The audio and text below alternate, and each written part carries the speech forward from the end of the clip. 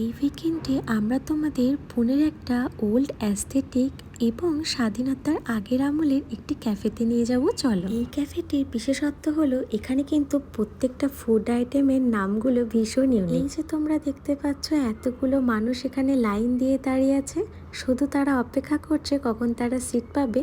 আর তাদের খাবার মেনু কি হবে জানো?